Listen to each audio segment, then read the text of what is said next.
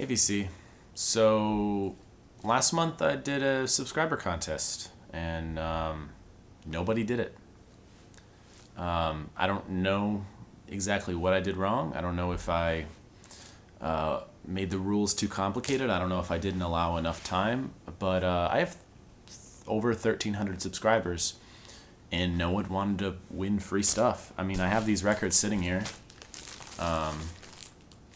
I think I'm just gonna send them to a channel. I think I'm gonna send them as VCLT to a channel that I like, because I have no one to give them to because no one entered the contest. So I guess I'm just gonna keep doing my thing because I'm at least getting subscribers. People apparently care about what I have to say. I thought they did. I don't know.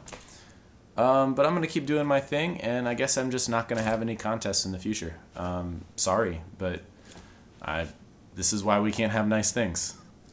But yeah, I went to LA this past weekend to see some friends. I had finished my finals and decided I needed a couple days break, so I drove over. It's not too far from Phoenix. It's about 5.5 hours.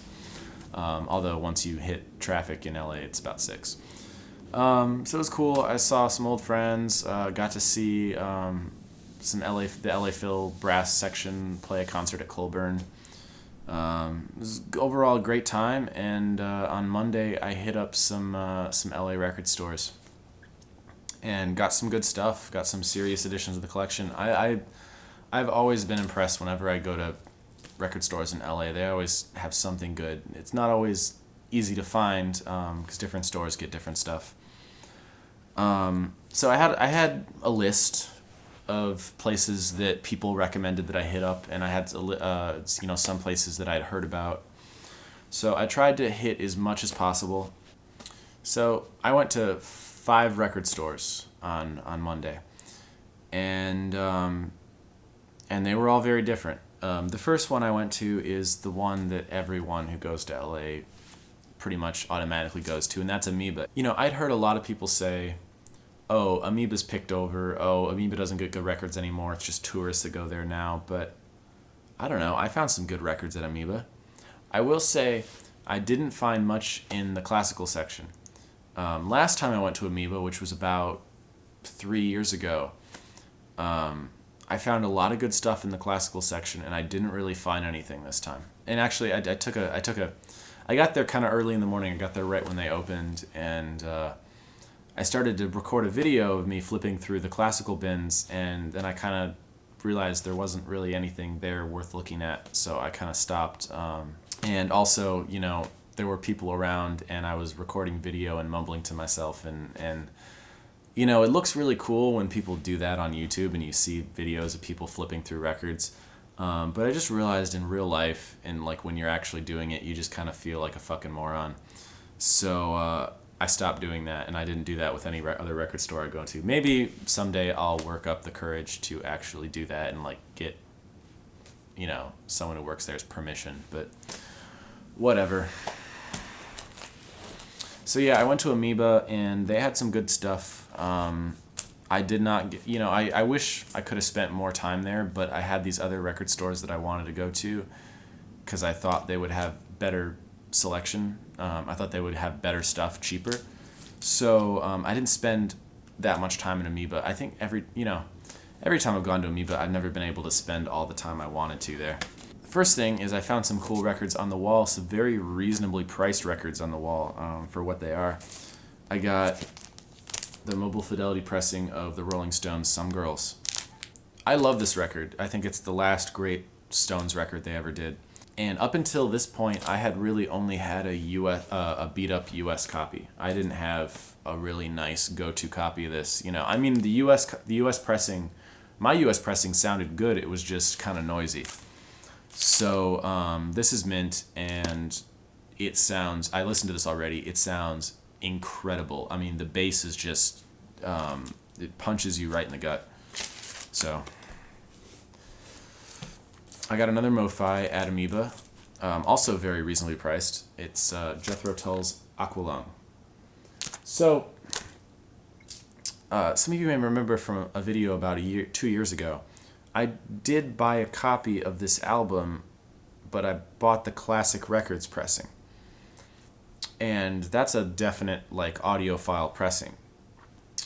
So I really didn't need another copy of this album, but I've heard enough people say that the MoFi and the Classic Records pressing are really, really different that I was very curious. And like I said, Amoeba had this really reasonably priced. So I just went for it, and it sounds really cool. I haven't listened to the Classic pressing in a while, so I kind of want to compare the two. Maybe that'll be a fun thing to do. And I found some cool rock at Amoeba. I found this in the used punk bin, Transistor, Erase All the Names and Likeness. Transistor were on Level Plane Records, which had a lot of bands I like on it, like Hot Cross. And they did a split with Light the Fuse and Run, which is really good. So this is just like really heavy alternative rock or post-hardcore, however you want to think of it. And another record I found in the punk bins of Amoeba is Ass Factor 4. It's a 1998, I think, Screamo album. This was $3, so. And the last thing I got at Amoeba is a sealed copy of Blondie's Plastic Letters original pressing on Chrysalis. So obviously it's not sealed anymore. I opened it and played it because I'm not one of those people that keep sealed records on their shelves. But yeah, I had a copy of this, and it was kind of beat up because I bought it at like a thrift store. I bought it like a Goodwill or something. You know, Blondie are one of my guilty pleasures. I don't really like any other music that sounds like Blondie, but I like Blondie, and I especially like their albums they put out before Auto American. Moving on, so after I went to Amoeba, I drove up to Sherman Oaks and I went to Freakbeat Records. Freakbeat had got on my radar because I think a couple of years ago Michael Fremer did a tour of that store. He did a tour of a bunch of LA record stores, and the one that really stuck out to me was Freakbeat. It looked like they had the coolest stuff on their wall and in the bins. So I went up to Freakbeat. Yeah, it was a cool store. It didn't have as much cool stuff as I was expecting. Their classical section was a little picked through. But I did get some cool classical records. I found two in the bin that were super clean. This is a living stereo pressing of Heifetz, Primrose, and God, I can never say this guy's name. Piatigorsky, I think so. Playing the Beethoven Trio in D and Schubert Trio No. 2. Again, I've never heard this record, and I haven't listened to this yet. But it's a living stereo, so I'm assuming it's going to sound good. And it's Heifetz, so it's good playing. You don't really have to ask if it's going to be a good performance if you see Heifetz on the label. And I got a Columbia 6i pressing of Eugene Ormandy conducting the Pines of Rome, Fountains of Rome with the Philadelphia Orchestra. I just wanted to show the 6i Columbia pressing. I mean, for those that haven't seen my classical music video, these are pretty much the only classical Columbias worth collecting are these 6i labels like this. The later pressings used a different cutting chain, and they're pretty bright and harsh. These aren't really audiophile, but they're pretty good at least, and I'm just kind of a fan of the Philadelphia Orchestra. So I went through the classical bin at Freakbeat, and I went through the rock section, didn't see a ton. I was kind of rushing to because I had a lot of record stores I wanted to go to. There were a few records that caught my eye. In the new arrival bin, there was an original pressing of Husker Du's Zen Arcade. That's my favorite Husker Du album, and one of the members of that band had just recently passed away, so I knew that was kind of a collectible thing. I have a recent reissue of that record, or a modern pressing of Zen Arcade, and it's not an audiophile album, so I saw the original pressing in there sitting in the bin for $40, and I kind of waffed and waned on it. And ended up not getting it. There was another record on the wall that I was contemplating too. It was an original UK pressing of the Strange World of Arthur Brown, which is one of the foundational records of both, psychedelic rock and prog rock. And that's been on my want list for a long time. They had it for like $75. It was steep but reasonable. But I also didn't get that. And I didn't get either of those records because there was one that caught my eye that was even kind of more up there on my want list, and that was the Mo-Fi pressing of King Crimson's In the Court of the Crimson King. So this record, everyone knows this album. It's a famous album, but there's a lot of controversy as to what the best pressing to get is.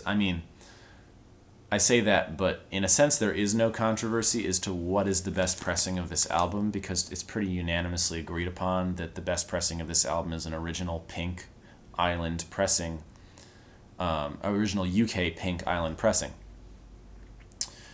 The problem with an original Pink Island UK pressing is that they regularly sell for about $300 or $400 at least.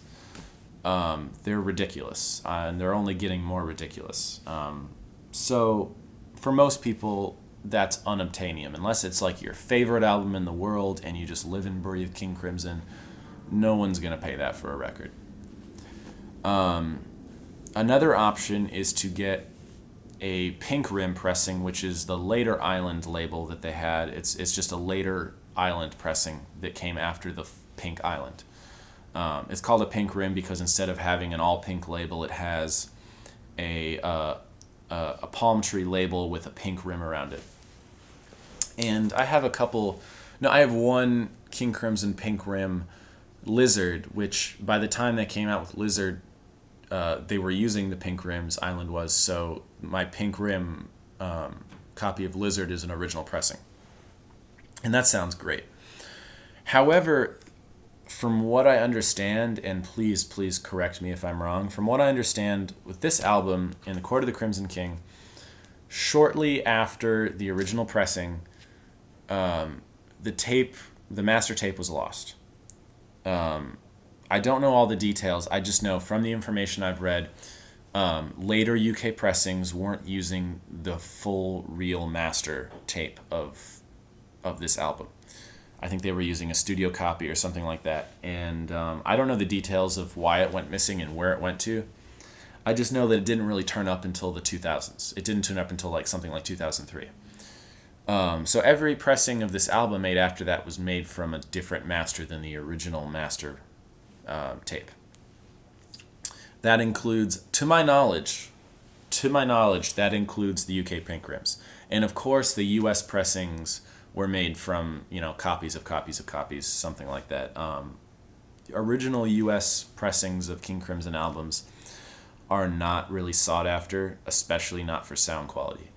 I've listened to a couple, they don't sound very good. So that wasn't really an option. This was done in the late 70s, early 80s. I don't remember exactly what date this was done. This was done along the same time as Mo-Fi was doing all the, same time as like Dark Side of the Moon, Aqualung, that kind of stuff. So Mo-Fi, even though it says original master recording up here, Mo-Fi didn't have access to the master tape either.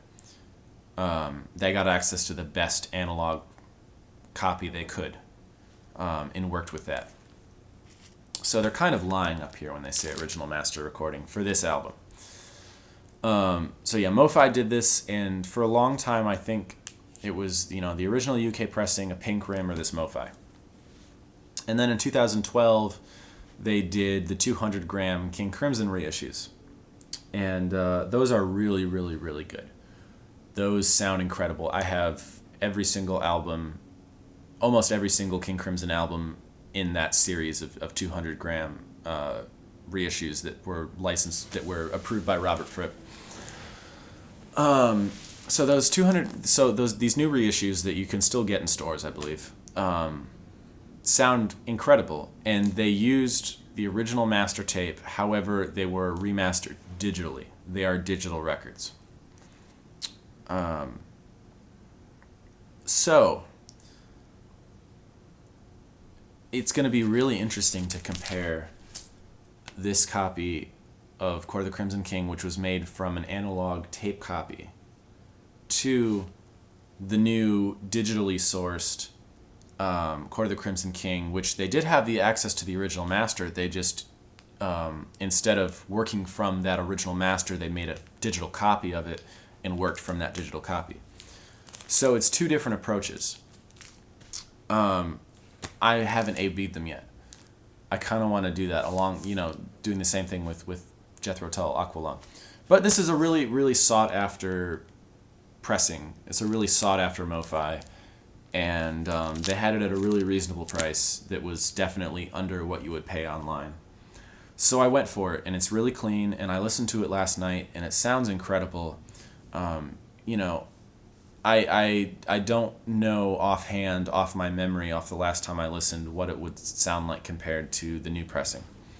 But it's going to be hard to beat this because this sounded great. So that was my long King Crimson rant. I know that was a lot of information, but I just think, this stuff is cool. Like, talking about definitive pressings is a really cool concept. Because it requires you to kind of understand how records are made and understand the realities of mastering and pressing, both in the golden age and now. So that was my visit to Freakbeat. One really, really, white whale record and like two cheapo classical records.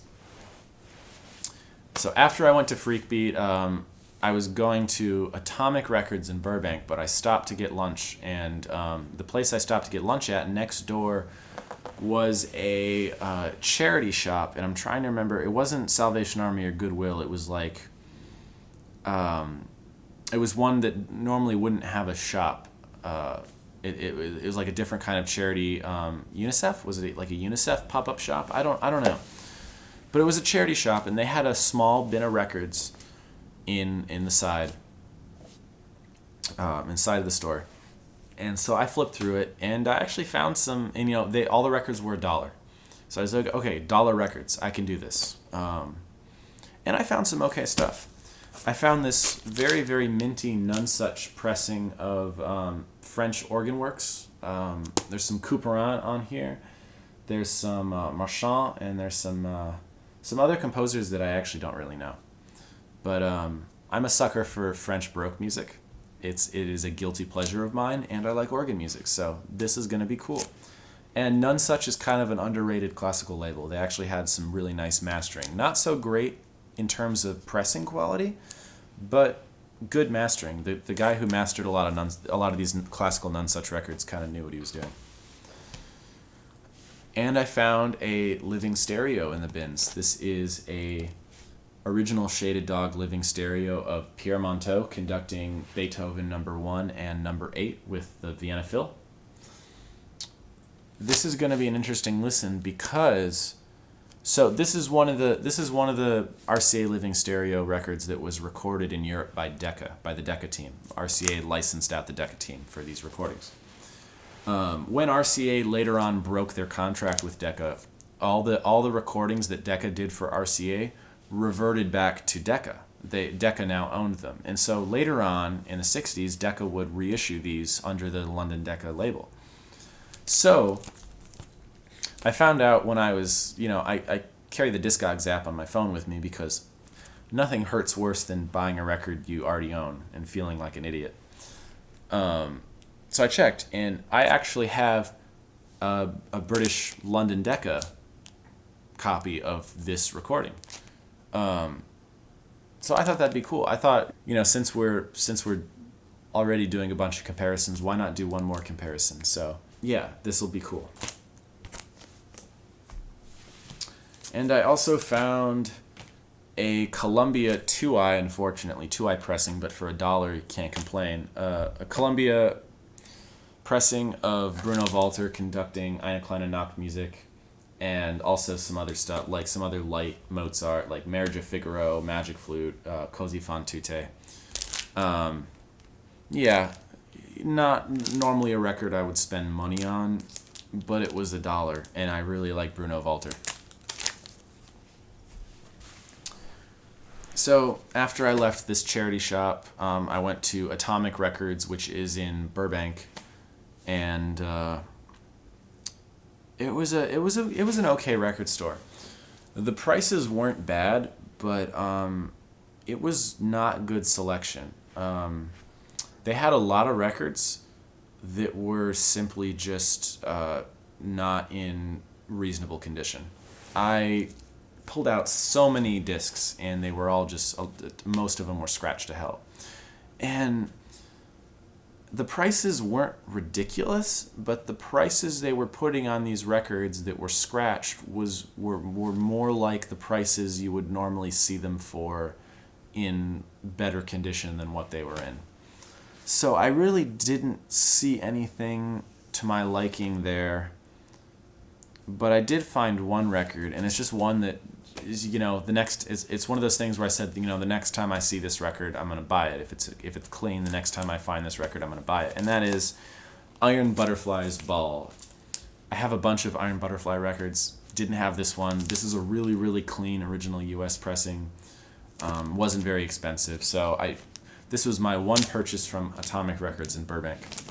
Super nice staff though. The staff there were great. It's just I didn't find the records I was looking for.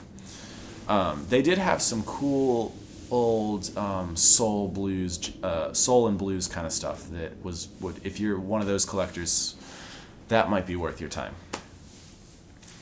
So I went to one more record store when I was in LA, and it was one that got recommended to me repeatedly. People said, check out Rockaway Records. Check out Rockaway Records. It's in Glendale-ish area. So I went, and it was a strange record store.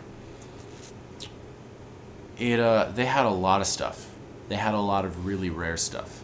Not super rare, not uber rare, but like they had good shit. They had some original UK pressings of various British rock records. They had a ton of test pressings because they bought a collection, I think, from one of the label executives or something like that.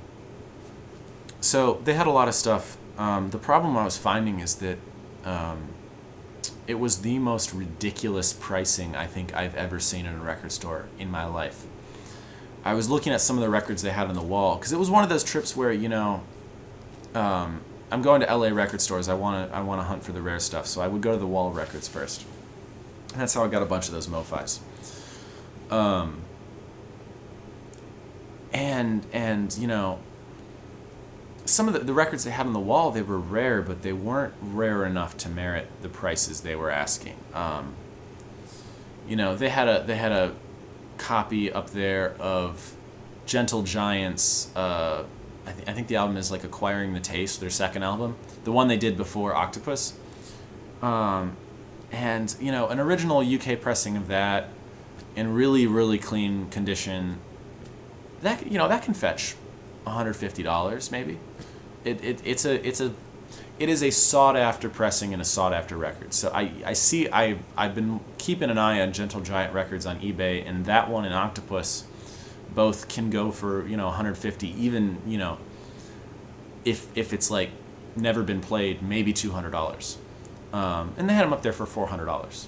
$400 for these Gentle Giant records, both of them, not just Octopus. Acquiring the Taste too. They had a original UK pressing of Uriah Heep's Very Very Humble, and that was like $200-300, something like that, something ridiculous.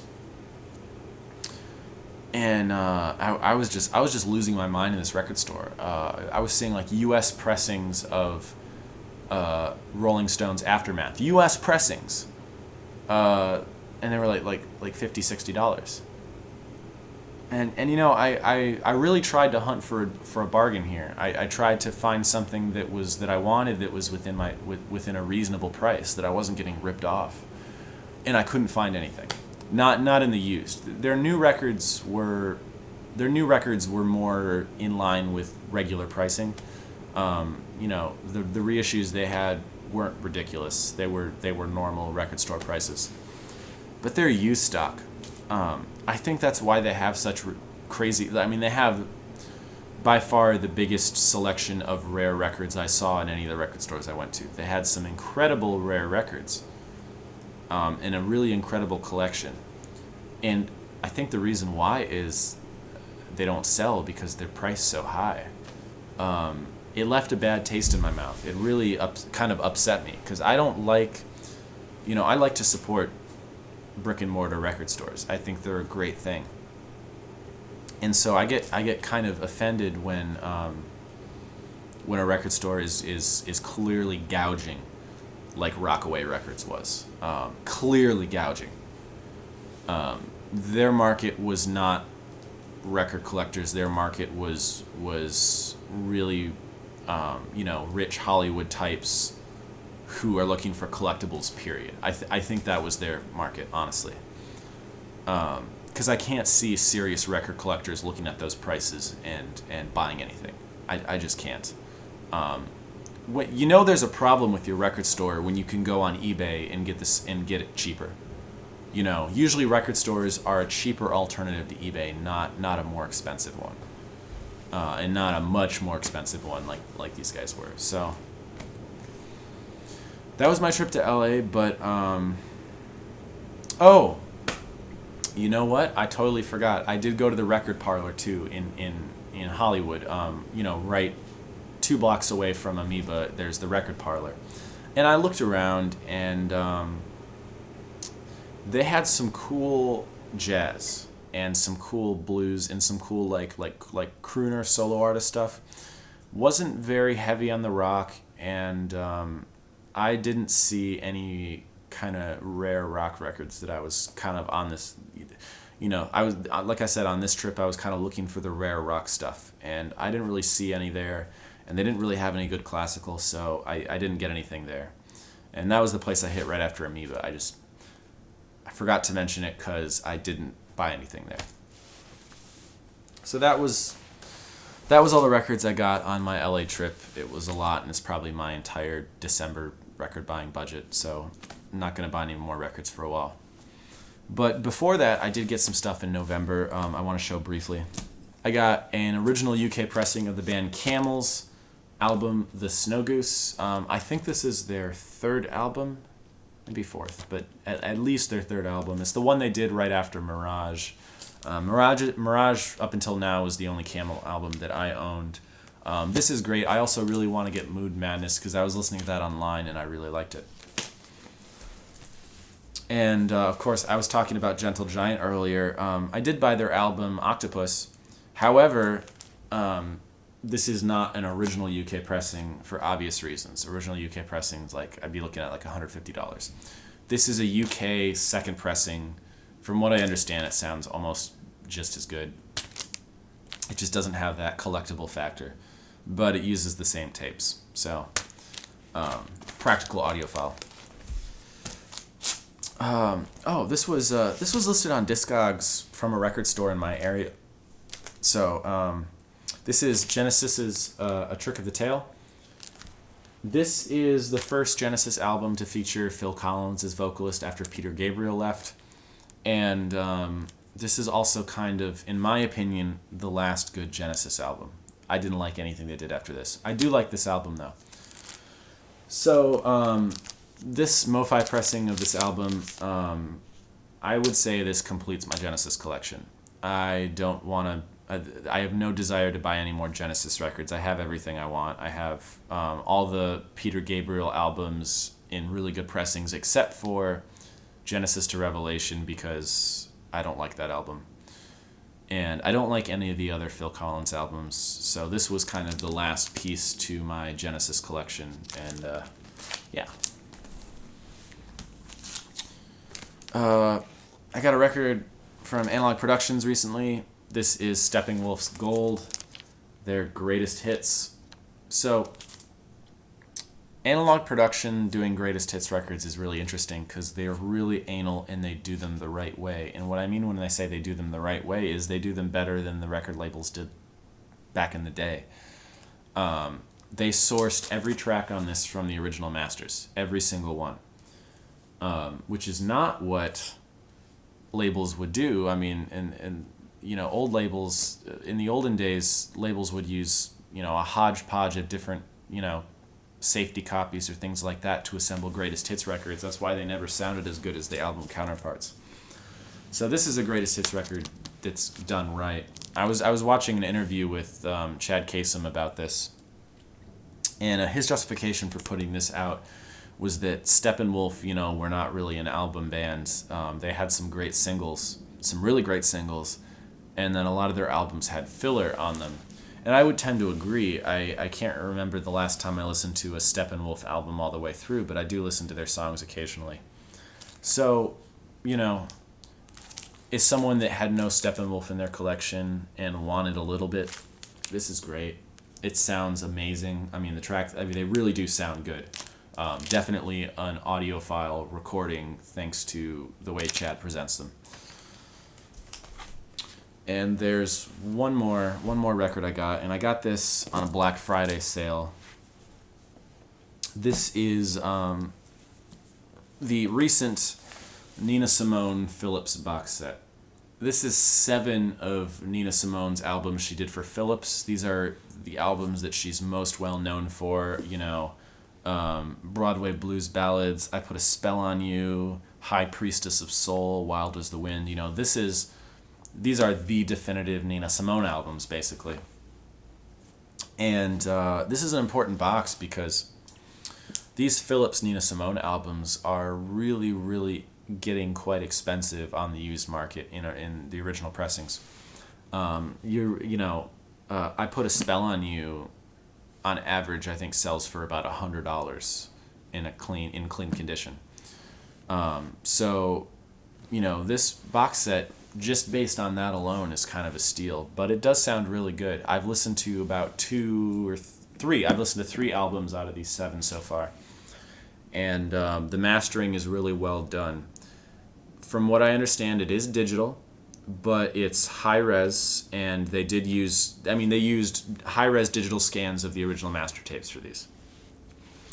And it was mastered by who did the mastering on this? I don't remember offhand, but I am very happy with how these sound. I don't think I've ever heard an original pressing of most of these. But to me, this does not sound digital. It doesn't sound grainy. It doesn't sound bright. It doesn't sound lifeless. There's some real color in the mid-range of these recordings, in the vocals especially. Female vocals are good for kind of discerning where a mid-range is at in a recording. I was watching one of Michael Fremer's videos, and he briefly mentioned this box set, and he said, this is essential. Everyone should get this. And he didn't technically review this, but he did bring it up, and that kind of sparked my curiosity in finding out about this box set. And everything I've been able to read online from people that have bought it was positive, and now that I own it, I can say, yeah, this is really great. I went from owning no Nina Simone on vinyl to owning... No, that's not true. Because I do have the Analog Productions pressing of Little Girl Blue. So I did have that. But besides that, that was my only Nina Simone record. Now I have 7 of her most important albums. I think I'm set for Nina Simone, honestly. I don't think I need any more Nina Simone. So that was a good way to get a lot of important, good-sounding music at a reasonable price. So that's it, VC. As another, I guess, monthly record update. Stuff I've been picking up. Visiting for about a week or two the family for the holidays, so I'll have access to the bigger record collection, and maybe I'll make some videos about like parts of the collection, or do another Gimme 10 video when I have access to more than just the stuff I have with me here in Phoenix. So that might be fun. I don't know. Thanks for the continued support. The subscriber count continues to climb, so I have to express my gratitude for that. Until then.